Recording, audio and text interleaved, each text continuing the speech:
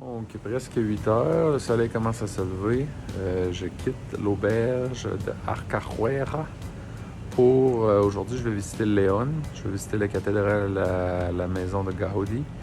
Puis je vais finir ma journée à l'extérieur de Léon. J'ai déjà oublié le nom du village, mais 26 km, fait que ça devrait bien se faire.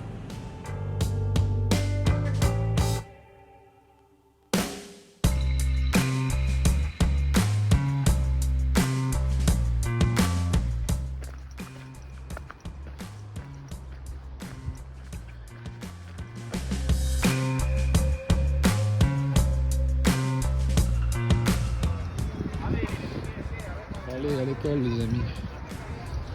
L'éducation, c'est vraiment important. Pour aller à l'école. Alors ici, on entre dans la vieille partie de Léon qui est protégée par des remparts. Alors on peut voir les remparts ici. Puis ben, cette partie-là plus vieille, tandis que la partie de ce côté-là plus jeune.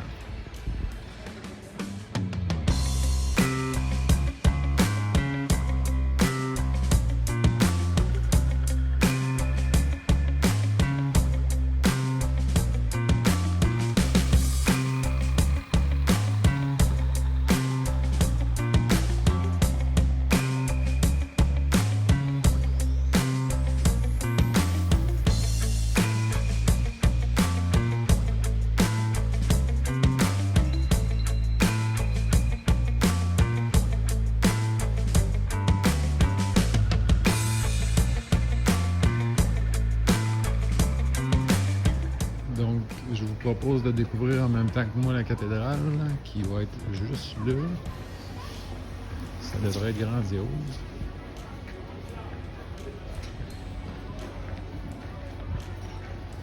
Wow. Oh là là! Elle est tellement grosse quand même de loin, je peux pas l'avoir au complet sur la caméra. Même dans ce sens-là, je suis pas capable. Elle est vraiment belle.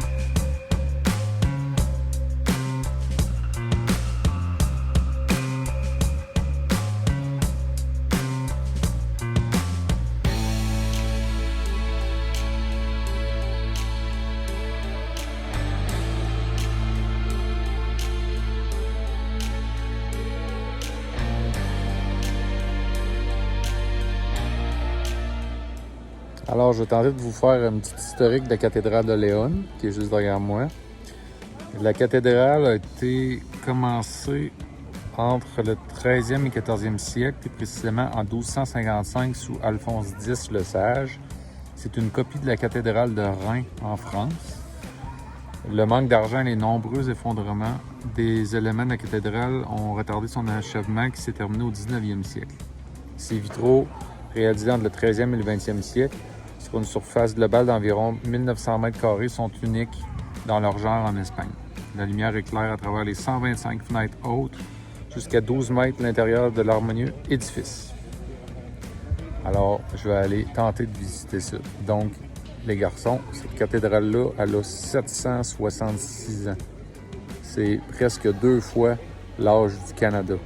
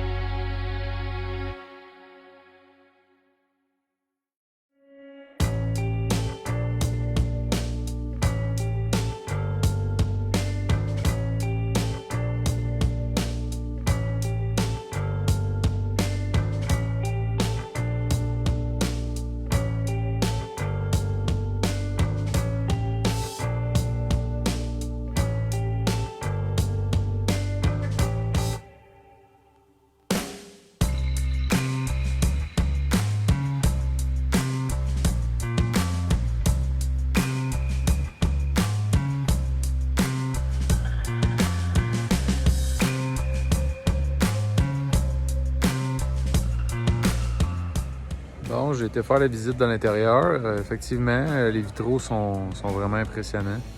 Les couleurs sont superbes avec le soleil là, qui rentre. Là. Mais c'est ça. Sinon, ben, depuis que j'ai lu les piliers de la Terre, là, ça m'impressionne vraiment juste l'immensité du building comme tel. Là. Oui, sculpté de tout bord, de tout côté, mais vraiment juste la pierre brute, là, c'est impressionnant comment ils arrivent à faire des arches. Puis toutes ces constructions-là, c'est vraiment impressionnant.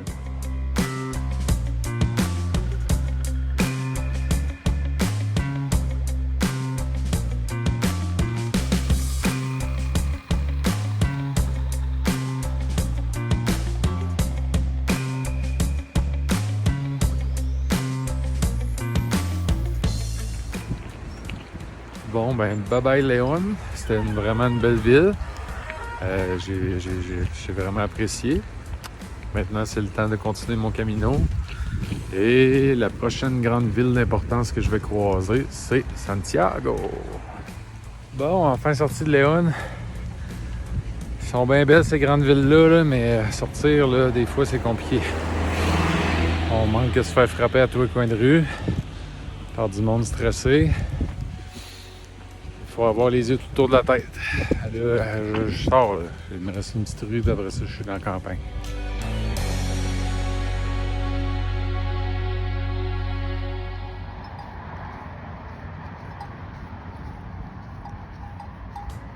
Lo siento, señora. El camino de Santiago está bien por acá, ¿sí? No sé. ¿Sí? No? Ok. Gracias.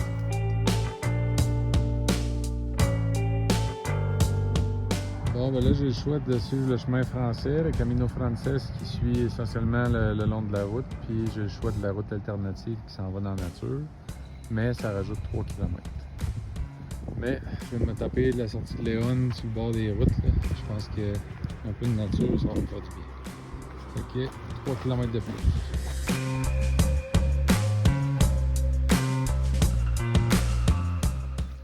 Oh, je suis allé dépasser le cap symbolique du 300 km.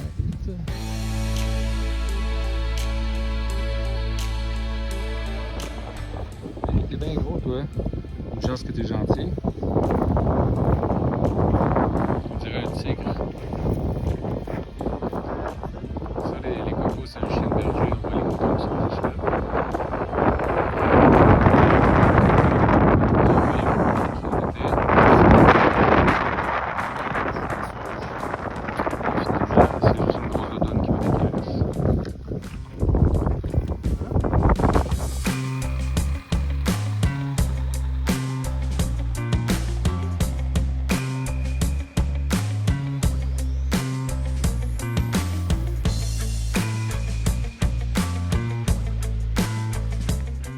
Tantôt sur le Camino, j'ai croisé David, un Français, qui marchait pas trop vite, là, mais j'ai réduit ma vitesse pour pouvoir jaser un peu avec lui.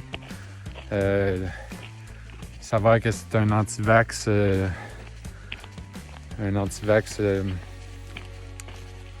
Voyons. Je cherche le mot. Un dur de dur, un vrai de vrai. Il est totalement contre des vaccins puis toutes sortes de mesures en tout cas. Puis là, fait que là, il a comme quitté la France pour marcher sur le Camino parce que c'est la seule chose qui reste. En tout cas. J'ai été bien fin, je l'ai écouté, j'ai compris son point de vue, j'ai été respectueux. Puis ben, il m'a laissé aller parce qu'il voyait bien que je marchais plus vite que lui. Fait que on s'est laissé là-dessus, mais c'est ça. Une drôle de spécimen.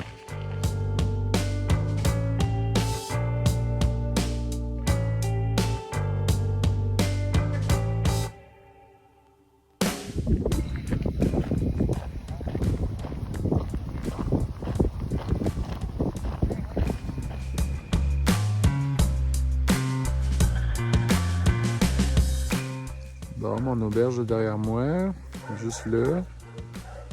Je suis toute propre, toute lavée, toute sec. Je vais aller explorer la ville pour essayer de me trouver un bar dans lequel je peux manger. Sinon, ben, j'ai tout ce qu'il me faut pour me faire ma petite popote sur le feu, mais on va essayer d'aller trouver de la bouffe.